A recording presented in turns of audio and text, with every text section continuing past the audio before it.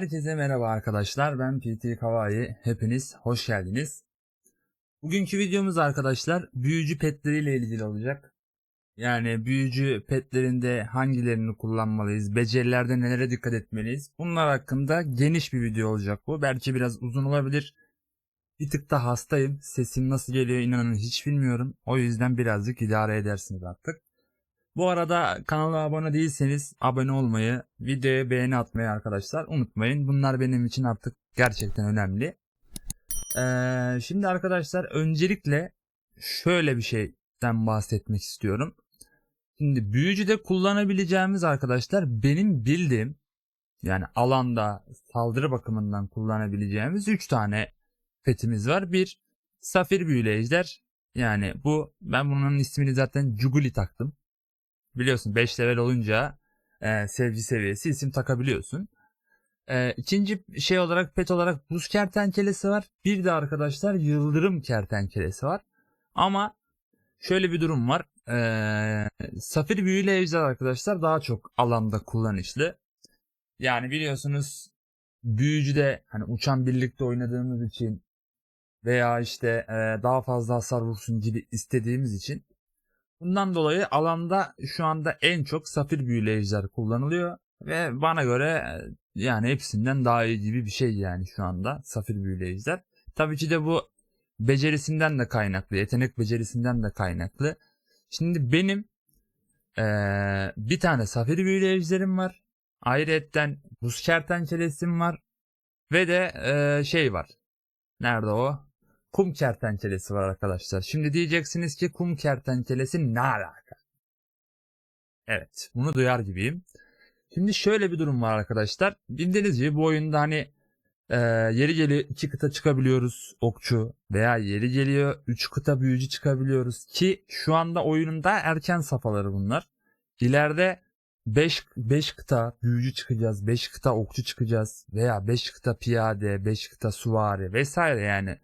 İleride yani böyle durumumuz daha iyi olduğunda, askeri kıtalarımız daha çok yükseldiğinde bunları 5 kıta çıkacağız arkadaşlar. Bu yüzden ne olacak? Şimdi full hasar odaklı olmaması lazım. Şimdi benim şu anda kum kertenkelesi yapma amacım şu anda mesela aktif olarak 2 tane petimi kullanıyorum. Birincisi Safir Büyülü Ejder. Bunu zaten becerilerinin üstünden geçeceğim. İkincisi arkadaşlar diğer birliklerimi hani saplasın diye yani can versin diye kum kertenkelesi çıkıyorum. Kum kertenkelesi çıkma amacım da arkadaşlar yanındaki 4 birliğe HP veriyor. 7 saniyede bir HP veriyor. Bu yüzden de ben arkadaşlar ya alanda bunun ekmeğini çok yiyorum. İleride şimdi 5 kıta falan çıkacağımız için veya 3 kıta 4 kıta yani şu anda ben aktif olarak istesem büyücü 3 kıta çıkabiliyorum. Hani ne kadar çıkarım? 3 el savaşırım, 4 el savaşırım. Ondan sonra tekrar 2 kıtaya düşerim. Hani bu yüzden arkadaşlar geleceğe doğru yatırım gibi de düşünebilirsiniz. Şimdi buz kertenkelesi ile safir büyülü ejderin arasındaki fark ne arkadaşlar? Şimdi safir büyülü ejdere daha güzel itemler yapabiliyorsun. Değer mağazasında. Hani biraz daha onu hasar odaklı çıkmamız lazım. Çünkü arkadaşlar büyücünün olayı ne abi? Beceri vuracaksın şak. Kritik patlatacaksın şak. Hani biraz daha böyle beceri odaklı ve kritik odaklı gitmemiz lazım. Yani büyücünün olayı çünkü beceri artı kritik yani düz vuruşluk bir olayımız yok büyücüde. Çünkü becerilerle hayatta kalıyor yani büyücü. Bundan dolayı düz ataklık bir durumumuz yok. Şimdi ilk becerisi arkadaşlar Safir Büyülü Ejder'de zaten dikkat etmeniz gereken elem çiçeği. Şimdi elem çiçeği arkadaşlar hedef lejyona ve çevresindeki bir lejyona hasar verir diyor. Yani çevresindekine derken sadece seçtiğin şu anda mesela adama vurduğun seçtiğin adama vuruyor. Ama sezon sonunda mesela şu item var. Hemen becerilerden gözükürse söyleyeyim size. Bölünmüş elem çiçeği mesela. Eğer ki sezon sonu özetinde bunu alırsan ekstra 2 kişiye vurmuş oluyorsun. Hem seçtiğin hem de yanındaki kişiye vurabiliyorsun. Aynı işte Lilia'nın yanındaki karşı rakibe vurduğu hasar gibi yani. Öyle anlayabilirsiniz. Ondan sonracığım arkadaşlar ikinci item olarak güçlü eylem çiçeği. Peki bu item ne işe yarıyor? Güçlü eylem çiçeği arkadaşlar yaktığın, dondurduğun veya tuzağa düşürdüğün her bir düşman lejyonundan sonra kullandığın yani yetenek becerisinden sonraki eylem çiçeği hasarını arttırıyor. Yani bu ne demek oluyor? Lilia ile çıkarsan veya Valkyrie ile çıkarsın. Ya bütün büyücü komutanlarıyla çıkarsan şey hariç bu arada uçanlar hariç. Çünkü uçanlarda tuzağa düşürme veya yakma, donma falan olmadığı için onlar hariç. Yani diyelim ki sen bu şeyi safir büyüyle ejderi arkadaşlar uçan kıtalarında kullanmak istiyorsun. O zaman güçlü eylem şeyi takmana gerek yok. Bilgin olsun. Çünkü bu item sadece yaktığın, dondurduğun, tuzağa düşürdüğün ne deniyor ona? Birliklerde işe yarıyor işte. Rakibi yaktığında, dondurduğunda, tuzağa düşürdüğünde bu işe yarıyor. O yüzden uçan birlikte de bunlar olmadığı için yani uçan komutanlarda da bu muhabbet olmadığı için o yüzden buna gerek olmayabilir. Eğer ki uçanda kullanıyorsan bakın safir büyüleyicileri yoksa Lilia'da kullanıyorsan al abi. Veya işte Valdir'de, Alvin'de, Velin'de. Yani onlar da kullanıyorsan alabilirsin tabii ki de. Şimdi ve zaten biliyorsun petlerde dikkat etmemiz gereken arkadaşlar sınırlı sayıda nitelik seçebiliyoruz. Şimdi mesela bunun yetenek becerisi zeka. Şimdi bizim burada dikkat etmemiz gereken nitelikler neler? 1. Zeka. Tamam mı? 2. Şans. 3. Ruh. 4 de arkadaşlar çeviklik. Yani çeviklik itemi ben takmadım da hadi o da kalsın. Ya ben mesela petlere yetenek yaparken arkadaşlar genelde 7 beceriyle uğraşıyorum. Çünkü 8. beceri utopik oluyor yani. 8. beceriye koyacak nitelikli beceri kalmıyor. Ne koyayım yani ona kafa patlatacağım ama 7 tane garanti becerim olsun diyorum. O kafada ilerliyorum. Bu zamana kadar da işledi. Yani bu saatten sonra da işler diye düşünüyorum yani. Tabii ki de bu sizin olanağınıza bağlı. 8 becerili çıkarmışındır. Oraya koyabilirsin yani. Ama şu yanlışı yapmayın arkadaşlar. Hani şöyle hasar vuran petlere hani HP takayım, ne bileyim savunma takayım, işte karşı rakibin atak direncini düşüreyim, savunma direncini düşüreyim veya işte bana can versin falan filan. Ya bence bu toplara girmeyin çünkü yani büyücüdür abi. Senin hasar odaklı olman lazım. Yani petinin hasar vurması lazım veya senin attığın becerinin hasarını arttırması lazım vesaire vesaire. Yani benim size nacizane tavsiyem öyle toplara girmeyin.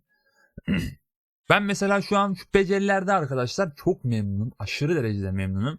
Yani gerçekten birebir de mesela bir balina hesabı veya kraken hesabını kesebiliyorum. Neden? Çünkü petimden dolayı. Tabii ki de adamın peti daha iyi olsa ezer geçer. Orası ayrı bir şey. Ama petimden dolayı mesela güzel hasarlar çıkarabiliyorum. Neyse 2 tane zeka becerisi söyledik arkadaşlar. Kaldı bir tane zeka becerisi. O da arkadaşlar ardışık hamle. Şimdi ardışık hamlenin olayı ne? Savaş hayvanı büyülü öfke becerisi ilk kez kullandıktan 2 saniye sonra %40 ihtimalle tekrar kullanılabilir. İlk öfke becerisi hasarını %14. İşte bu sizin zekanıza göre değişebiliyor. Eşdeğer hasar olarak iyileştirme, kalkan verebilir. Bu etki 3 saniyede bir kullanılabilir. Şimdi 3. zeka niteliğimizi de koyduk arkadaşlar. 4. olarak arkadaşlar yankı değer mağazasından alınıyor. Yani bunları zaten 2 yıldız alamıyorsunuz. Değer mağazasından çıkanları sadece şu anda 1 yıldız mevcut. 1 yıldızda bulduğunuzda da arkadaşlar acımayın alın. Yani çünkü değer mağazasında büyücüye yarayan ben bir tek bu itemi biliyorum. Başka item çünkü çıkmadı bana. Yani çıkarsa da siz de belirtin yorumlarda. Ona göre biz de beceri listesine ekleyelim arkadaşlar. Yankının olayı ne peki? verilen savaş hayvanı büyü beceri hasarını %9.52 arttırır. Hani dediğim gibi bu sizin niteliğinize göre verdiği bir bonus. Bu direkt savaş hayvanının büyü beceri hasarını arttırıyor. Hani şu elem çiçeği var ya, elem çiçeğinin hasarını arttırıyor. Mesela benim elem çiçeği şu anda 132.6 vuruyormuş. E, Yankı ile beraber bu artacak. Ayrıyetten de zaten güçlü elem çiçeğim de var. Pardon. Daha sonra arkadaşlar acımasız ardışık hamle almışım ben burada.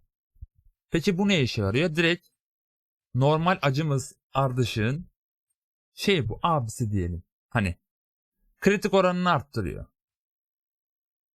Daha sonra arkadaşlar bir tane daha şans becerisi büyü talihi. Bu da Legion savaş hayvanı büyü beceri hasarı verirken kritik oranını %17.98 arttırır. Yani petin kritik oranını arttırıyor arkadaşlar bu. Legion'un değil bu arada. Çünkü Legion'un büyü beceri hasarını arttırırsa %18 yani. Büyük bir rakam. O yüzden petin kritik oranını arttırıyor bu. Daha sonra arkadaşlar ışığın rehberleri var. Ben bu beceriyi çok seviyorum. Yani mesela bende 3 yıldız var. Ayrıyeten çantada da bir tane 3 yıldız var. Legion kahraman büyü beceri hasarı verirken kritik oranını %5.02 arttırır. Hani benim şu anda şansım 34. 40'a yakın. Yani burada benim mesela canlandır yapmam lazım. Zekamı biraz daha arttırmam lazım. Şansla bir tutmam lazım. Hani şu şans, ruh ve zekayı yüksek tutmam lazım. Çünkü zekayı biraz daha yükseltsem bu sefer elem çiçeği hasarı daha çok artacak. Ya bu benim için mükemmel seviyede olacak ama şu anda çok oynamıyorum. Dediğim gibi 3 yıldız beceri olduğu için çantamda bunun da 2 yıldızlı yetenek becerisini çıkarmaya çalışıyorum. Yani bu sezon ikinci sezonda 2 Plus'ta pardon petlerde arkadaşlar 2 yıldızlara uğraşıyorum. Haricinde çok fazla yatırım yapmıyorum.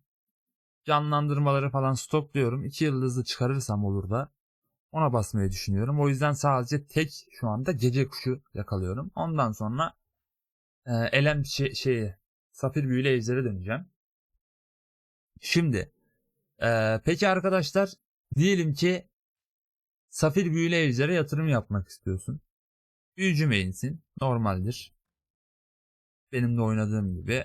Alamet taşına geldin abi. Sezon sonu ödülüne geldin. Tamam mı?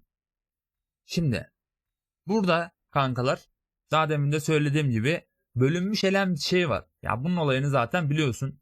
Hani bunun için bir ekstrem bir şey yapmana gerek yok.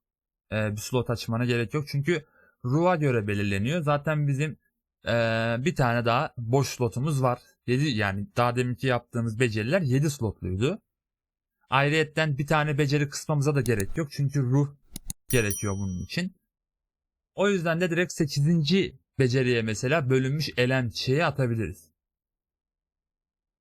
Diyelim ki biraz daha böyle fantezi arıyoruz. Tamam mı? Biraz daha böyle hani bir tık petin becerisi düşsün ama Legion'un büyü beceri hasarı yani kritik muhabbeti biraz daha artsın istiyorsak arkadaşlar direkt güçlü elem çiçeğini iptal edebilirsin. Zeka becerisini. Tamam mı? Fatih'ten gelirsin. Legion kahraman büyü becerisi hasarı verirken kritik hasarını %3.3 arttırır. Ya biliyorsun büyücü abi sürekli kritik vuran bir şampiyon yani komutan. Alanda yani her türlü kritik vuruyorsun bir savaş içinde. Garanti bir şekilde bir tane vuruyorsun kritik. Yani vurmuyorum demez kimse. Savaşan kişi illaki buna dikkat etmiştir. Yani bu büyü nabzı bizim işimize yarayacaktır. Hadi bunu da geçtim. Bu zeka nitelikli beceri tamam mı? Yanında Legion savaş hayvanı büyü beceri hasarı verirken kritik hasarı %33.3 arttırır. Bak hasarı. Mesela şurada oran vardı. Nerede?